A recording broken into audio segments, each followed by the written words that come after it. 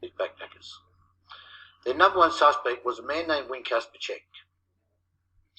What happened was his children were with him when he was picking up hitchhikers, taking them to a forest, meeting a group of people, and they were stabbing them and shooting them repeatedly.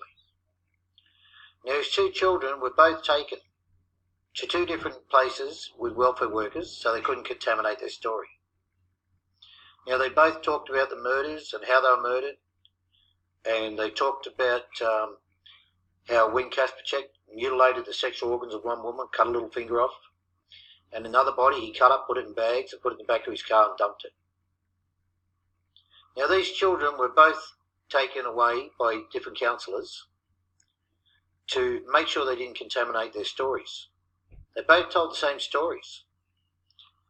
And at the end of it, the welfare workers contacted the detectives, and the detectives turned on them over it. So we have the name of the detectives and the welfare workers to back all this up. It's on my page on the Milat letters, the story. Now, they also said that these children explained how these people were murdered, the backpackers, and they said it was never released to the public. And they also said that the children explained the horror on these people's faces as they were being murdered. They said young children couldn't imagine that. They'd have to see it. Now, Kasperchek's wife, she actually told the police where his car was, how he had it taken to the wreckers. And she said it was her car and there was nothing wrong with it. When the police went there, she went there with them.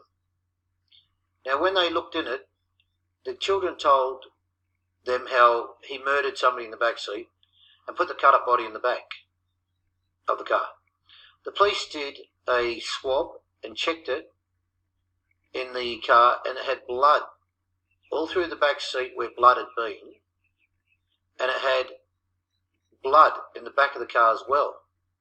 And when Kasperchek's wife said, "You sure it's not blood from fishing? He goes fishing a bit." They said, "No, not with our technology today. It's definitely human blood."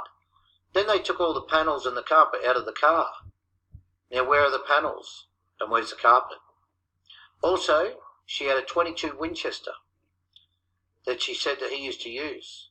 The police took it and said that was one of the weapons used in Blangolo murders. Now, that gun disappeared. Never heard of again.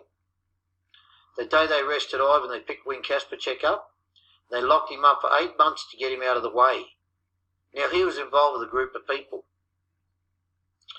What happened was the Olympic board rang up here in Australia and said, "How do we know it's a safe place with all these murders in the forest?" They panicked and thought about the billions of dollars they wouldn't get and the millions of tourists. And if they had to get Kasperchek with the group of people involved with him, it would have taken too long. So it was easier for them to get one man, Ivan Milat, and frame him for these murders. Now, even the judge in court said, "We have no proof that Ivan Milat murdered anyone." And the judge said, "We have no proof that Ivan was ever in the forest. But he must be there with another or others." That's how he got the stuff in his house. And he told the jury, misdirected them, a miscarriage of justice, and told them to find him guilty on what they found in the house. And he said, the Crown does not have to prove their case. So nothing was proven. The gun parts were found in the creek at Berrima, the .22 Ruger parts. It was on Most Wanted and in the paper. All the backpacks and camping gear, what they failed to tell the public was they gave all that back to the family. None of it was the backpackers, and in court they said it was similar.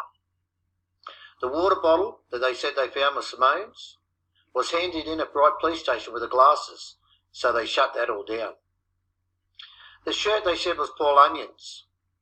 Ivan's wife, who's divorced from him and doesn't like him, came to court and said she bought two exactly the same from Kmart for him for work. And the Benetton jumper where they reckon his girlfriend was wearing it, even the solicitor said to one of Ivan's brothers, "You can see the stripes are different thicknesses. Why didn't they point it out in court?"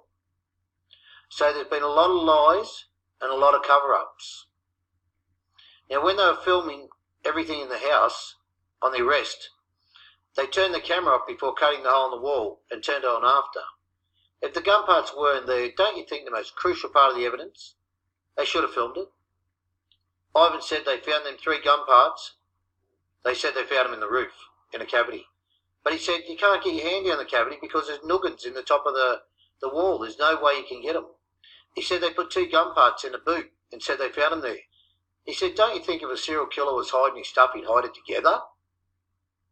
3 days after they'd searched the house fully for 3 days, they said they found a spent bullet case that belonged to that firing pin in the middle of his spare room floor. Now, the firing pin, they make them in the factories, and they all make them the same, and it probably takes thousands before they change in any way. Now, in court, there's no way, no court in this world could you use those gun parts to convict anybody of anything without the barrel.